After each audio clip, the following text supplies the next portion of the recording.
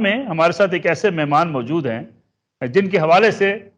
Social media پر ان کے بڑے followers بھی ہیں، لوگ ان کی بات سنتے بھی ہیں، لیکن ساتھ ساتھ ان کے خلاف اعتراضات بھی کیے جاتے ہیں، سوالات اٹھائے جاتے ہیں، اور سوالات اٹھاتے ہوئے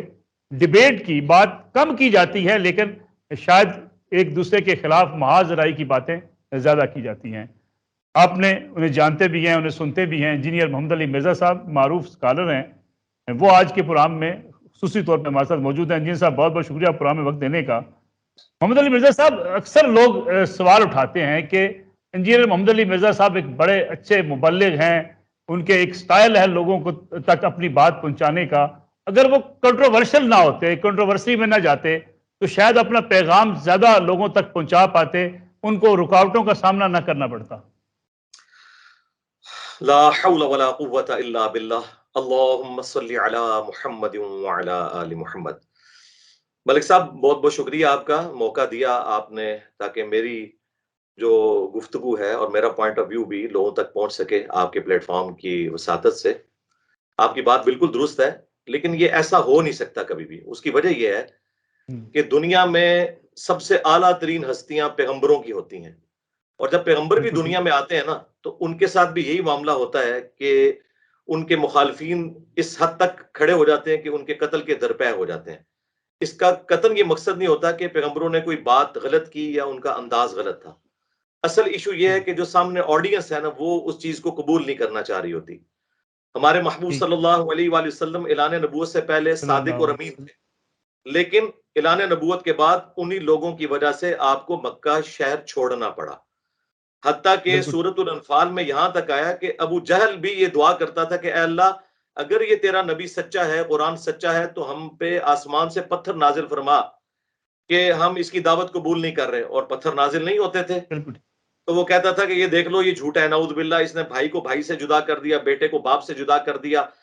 بدر کے موقع پر سامنے بیٹا ہے، اس طرف باپ کھڑا ہے، اور قریش کی جمعیت کو توڑ دیا۔ تو اللہ تعالیٰ نے فرمایا کہ جب تک اے نبی ان میں موجود ہو تم، ہم ان پر عذاب نہیں بھیجیں گے۔ ہماری سنت یہ ہے کہ ہم اہل ایمان کو اپنے پیغمبر کے ساتھ نکالتے ہیں اور پھر عذاب دیتے ہیں۔ تو یہ بات کرنا کہ یہ کنٹروورشل تو ضرور بننا ہے۔ آپ دیکھیں اس معاشرے میں آپ سچائی کی بات کریں تو کنٹروورشل تو آپ خود بخود بنیں گے، اور میں نے تو اس پورے سسٹم کو للکارا ہے جو صدیوں سے چندوں کے اوپر چل رہا تھا، فرقہ واریت کے اوپر چل رہا تھا، ایک دوسرے کو کافر کہہ رہا تھا، ایک دوسرے کے ساتھ نفرتیں تھیں، ایک دوسرے کے پیچھے نمازیں نہیں پڑھتے تھے، ایک دوسرے کو چندہ نہیں دیتے تھے۔ اور میں نے یہاں آ کے یہ آواز بلند کی کہ آپ نے صرف علمی اختلاف کرنا ہے، ایک دوسرے کو مسلمان سمجھو، ایک دوسرے کے ساتھ نکاح والے معاملات بھی کرو، ایک دوسرے کو چندہ بھی دو، ایک دوسرے کی مسجدوں میں بھی جاؤ، نفرت نہ کرو، صرف اختلاف رائے رکھو۔ تو ظاہر ہے کہ جن لوگوں نے صدیوں سے اپنی امپائرز کھڑی کی ہوئی تھی، انہیں یہ بات کیسے ہضم ہو سکتی تھی؟ ٹھیک ہے انجینئر صاحب، کچھ ایسی ہستیاں جن کا احترام آپ بھی کرتے ہیں، ہم بھی کرتے ہیں، لوگ کہتے ہیں کہ اگر ان پر نکتہ چینی نہ کی جاتی تو کہیں بہتر تھا۔ آج اگر ہم بیٹھ کے نکتہ چینی کرتے ہیں اس سے کئی لوگوں کی دل آزاری بھی ہوتی ہے، ہمیں اسے اوائڈ کیا جانا چاہیے۔ آپ کو یاد ہوگا مولانا مودودی نے خلافت و ملوکیت لکھی، ان پہ ایک بڑا اعتراض اٹھا، انہیں یہ کتاب نہیں لکھنی چاہیے تھی، اگرچہ یہ ریسرچ کی بنیاد پر تھی، لیکن انہیں اس مخالفت کا سامنا کرنا پڑا۔ جی، اب اسی کو آپ ڈیپ کر لیں، مولانا مودودی رحمہ اللہ کی جتنی بھی دعوت کی جو ترویج ہوئی ہے نا، اس میں بیسک کردار ہی اسی خلافت و ملوکیت کا ہے۔ جو ان کا سب سے کمزور پوائنٹ لوگوں نے بنایا تھا نا، وہ ان کی سٹرینتھ بن گئی۔ دنیا میں ہمیشہ ایسا ہوتا ہے کہ جو چیز کمزور پوائنٹ کے طور پہ کسی دائی کو بتائی جاتی ہے، وہ اس کی سٹرینتھ ہوتی ہے۔ مودودی صاحب نے اس کو موضوع نہیں بنایا تھا، مودودی صاحب نے ریبٹل کیا تھا۔ اس زمانے میں ایک ناصبی منکرین حدیث میں سے تھا، جب اس نے ایک کتاب لکھی جس میں اس نے یزید اور ان کے والد کا جھوٹا دفاع کرتے ہوئے سیدنا علی اور سیدنا حسین کے اوپر کرٹیسزم کیا، تو ان کو ریبٹل کرتے ہوئے مولانا مودودی نے کتاب لکھی تھی پولیٹیکل سسٹم آف اسلام کے اوپر۔ بیسیکلی انہوں نے خود یہ معاملہ کھڑا نہیں کیا تھا۔ جہاں تک میرا تعلق ہے، کاش میں کسی ایسی دنیا کا باشندہ ہوتا جہاں پہ کربلا نہ ہوئی ہوتی، جہاں پہ نبی علیہ السلام کی وفات کے 50 سال کے بعد ان کی اولاد کو ذبح نہ کیا گیا ہوتا۔ سٹیٹمنٹ ہے نا، وہ بتائیں کہ میں جو کچھ بول رہا ہوں وہ قرآن بخاری مسلم میں اگر لکھا ہوا ہے تو سب سے پہلے فتویٰ تو قرآن پہ لگے گا، اس کے بعد بخاری پہ، پھر مسلم پہ، میرا تو نمبر بعد میں آئے گا۔ اور سب سے زیادہ کرٹیکل احادیث جو ان کو چبھتی ہیں وہ صحیح مسلم کے اندر لکھی ہوئی ہیں، اور امام مسلم نے صحیح مسلم کے شروع ہی میں مقدمے کے اندر لکھ دیا کہ میں یہ کتاب ان لوگوں کے لیے لکھ رہا ہوں کہ جو عوام الناس ہیں جنہیں یہ نہیں پتا ہوتا کہ صحیح حدیث اور ضعیف حدیث میں کیا فرق ہے، تاکہ وہ اس سے علم حاصل کر سکیں۔ امام مسلم نے وہ تمام کرٹیکل احادیث جو آج ہمارے ناقدین جن سے چڑھتے ہیں وہ انہوں نے لکھی ہی پبلک کے لیے ہیں۔ تو آپ مجھے بتائیں میں امام مسلم کی بات مانوں یا چندے اور خیراتوں کے اوپر پلنے والے اور سکول سے جو بھاگ گئے تھے پھر ان کے ماں باپ نے انہیں مجبوراً مدرسے میں داخل کیا، جن بچاروں کا انٹلیکچوئل لیول اتنا تھوڑا تھا، ان کی بات مانوں یا میں امام مسلم کی مانوں؟ اور اگر کوئی کہتا ہے امام مسلم غلط ہے تو پھر تو سنیت پوری وہیں پہ ختم ہو گئی۔ اور اگر کوئی مجھے غلط کہتا ہے تو مجھ سے پہلے امام مسلم کے اوپر فتویٰ لگائے کہ انہوں نے یہ سارا کنفلکٹ کھڑا کیا۔ انہوں نے کنفلکٹ نہیں کھڑا کیا، بلکہ انہوں نے پوری ایمانداری کے ساتھ رسول اللہ کی بات امت تک پہنچائی۔ آج جو شخص یہ کہتا ہے کہ نبی صلی اللہ علیہ وآلہ وسلم نے جو بات امت کو بتائی ہے وہ بات بتانے سے فتنہ کھڑا ہوتا ہے، تو میرے بھائی پہلے تو وہ اسلام کا سرٹیفکیٹ لے۔ ہم تو شک کرتے ہیں وہ مسلمان ہی نہیں جو رسول اللہ کو ٹیچ کرنے کی کوشش کر رہا ہے۔ انجینئر صاحب، آپ کس سے متاثر ہیں، کس فرقے سے متاثر ہیں، کس مسلک سے متاثر ہیں، کس مذہبی جو ہے آپ سمجھتے ہیں کہ اس عالم دین نے بڑا آپ کو اٹریکٹ کیا یا آپ کی رہنمائی کی؟ جی میں سب سے زیادہ متاثر ہوں اس اللہ سے کہ جس نے مجھے پیدا کیا اور مجھے رسول اللہ صلی اللہ علیہ وآلہ وسلم کا امتی بنایا، اور اس کے بعد اس شخصیت سے کہ جس کی قبر مدینے میں ہے صلی اللہ علیہ وآلہ وسلم، جنہوں نے حجت الوداع کے موقع پر میرے لیے قرآن اور سنت چھوڑے، بابے نہیں چھوڑے، بزرگ نہیں چھوڑے، حالانکہ ان کے پاس وہ بزرگ اور بابے تھے جو چھوڑے بھی جا سکتے تھے، لیکن رسول اللہ کو پتا تھا کہ میری وفات کے بعد بالآخر انہوں نے بھی فوت ہو جانا ہے۔ 2 سال کے بعد حضرت ابو بکر بھی فوت ہو گئے، 12 سال کے بعد سیدنا عمر بھی شہید ہو گئے، اور آلموسٹ 25 سال کے بعد سیدنا عثمان بھی شہید، اور 30 سال کے بعد مولا علی علیہ السلام بھی شہید، اور آخری صحابی ابو طفیل عامر بن واثلہ 110 ہجری میں، آج سے آلموسٹ سمجھ لیں آپ 1350 سال پہلے وہ بھی دنیا سے تشریف لے گئے۔ اور آج کوئی بھی صحابی دنیا میں موجود نہیں ہے، لیکن جو نبی الاسلام نے حجت الوداع پہ قرآن اور سنت چھوڑے تھے وہ موجود ہیں،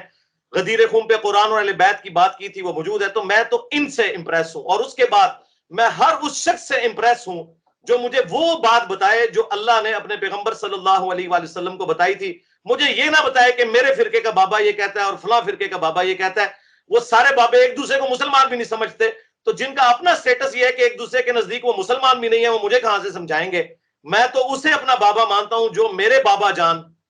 جن کی قبر مدینے میں ہے۔ النبی اولا بالمؤمنین من انفسہم وازواجہ امہاتہم، نبی مومنین کی جانوں پر ان سے بڑھ کر حق رکھتے ہیں، اور نبی کی بیویاں امت کی مائیں ہیں، اور نبی امت کے روحانی باپ ہیں۔ جو مجھے میرے روحانی باپ کی بات بتاتا ہے وہ خواہ کوئی بھی ہے، ڈگری والا، بغیر ڈگری والا، کسی بھی فرقے سے ہے، وہ میرا امام ہے، اس کے قدموں کی خاک میری آنکھوں کا سرما۔ اور جو کتنا بڑا ہے وہ رسول اللہ کی مخالفت پہ کوئی بات کرتا ہے، ہم اس کے لیے کوئی بھی اپنے دل میں نرم جذبہ نہیں رکھتے۔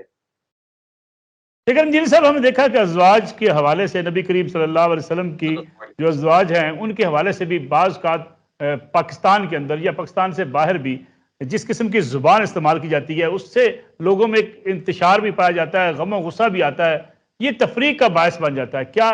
اس پہ کوئی سزا ہونی چاہیے؟ جی سزا کیوں نہیں ہونی چاہیے؟ دیکھیں ایک بڑا غالی رافضی ہے عرب دنیا کے اندر، یاسر الحبیب، جس نے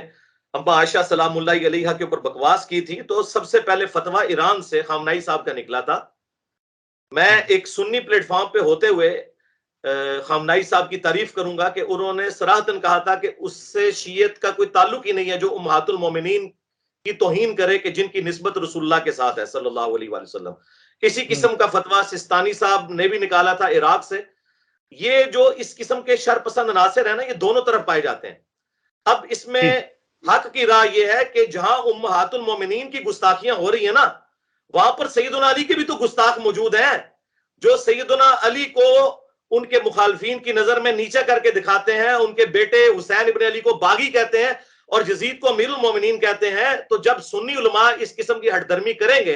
اور ناسبیت کا مظاہرہ کریں گے تو میری بات یاد رکھیے گا کہ رافضیت یعنی غلو کرنا اہل بیت کی شان میں اور صحابہ پر تبرہ کرنا، یہ اس کو رافضیت کہا جاتا ہے۔ یہ بائی پروڈکٹ ہے ناسبیت کی، یعنی اہل بیت کے ساتھ بغض رکھنے کی۔ آج سے 2 ہفتے پہلے مجھے طارق جمیل صاحب نے فون کیا اور مجھے کہنے لگے بیٹا میں نے ابھی بھی تیرا کلپ دیکھا ہے، وہ کہ رافضیت جو ہے یہ بائی پروڈکٹ ہے ناسبیت کی۔ جب اہل بیت پہ ظلم ہوئے اس کے ریونج میں لوگوں نے صحابہ کو برا کہا، تو مجھے یہ تمہاری بات بہت پسند آئی ہے، یہ تم نے ریالٹی بیان کی ہے الحمدللہ۔ تو جو اہل ایمان ہے نا، صحیح ایمان والے، انہیں پتا ہے کہ سچائی کیا ہے۔ اگر موجودہ حالات کی بات کی جائے، آج ہمارے معاشی، سماجی اور سیاسی مسائل بڑے سنگین ہو چکے ہیں۔ جب ہم معیشت کی بات کرتے ہیں، سود کی بات آتی ہے، علماء کہتے ہیں سودی بینکاری ختم ہونی چاہیے، آپشن دینے سے شاید کتراتے ہیں۔ کچھ بینکس ایسے ہیں جو کہتے ہیں ہمارے پاس فلاں عالم دین کا فتویٰ موجود ہے۔ کیا یہ اچھا نہ ہوتا کہ کوئی ایک ایسا فتویٰ ہوتا جو تمام بینک استعمال کر سکتے، لوگوں کو پتہ چل جائے اسلامی بینکاری کیا ہے اور سودی بینکاری کیا ہے، غیر سودی بینکاری کیا ہے؟ دیکھیں جی، جہاں تک اسلامک بینکنگ کا تعلق ہے تو مفتی تقی عثمانی صاحب حفظہ اللہ تعالیٰ نے جو ایفرٹ اس حوالے سے کی ہے وہ پوری دنیا میں قدر کی نگاہ سے دیکھی جاتی ہے، اور میں نے الحمدللہ ان بائسڈ ہو کے ان کی ساری کتابیں پڑھی ہیں، انگلش میں بھی اور اردو میں بھی جو ان کی بکس تھیں۔ میں تو الحمدللہ چند ایک پوائنٹس کے علاوہ ان کے ساتھ بالکل ایگری کرتا ہوں، اور میں پاکستان کی جو اسلامک بینکنگ ہے اسے آلموسٹ 90% اسلامک ہی سمجھتا ہوں۔ ایک دو اس میں قباحتیں ہیں، ظاہر ہے وہ خود بھی مانتے ہیں، مثلاً جو قرض لیٹ ہونے کے اوپر پینلٹی ڈالی جاتی ہے اس کو وہ چیریٹی فنڈ میں لے جاتے ہیں اور وہ ڈیٹرس کے طور پہ پینلٹی رکھتے ہیں۔ اسلام میں تو آپ نے مقروض کو مہلت دینی ہے، یہاں پہ ایک دو مہینے تو مہلت دیتے ہیں، اور آپ کو پتہ ہے یہاں پہ پھر لوگ ایسے ہیں کہ وہ قسط بھی نہیں ادا کریں گے، تو ڈیٹرس کے طور پہ انہوں نے پینلٹی رکھی ہے، لیکن وہ گورنمنٹ کے چیریٹی فنڈ میں جاتی ہے۔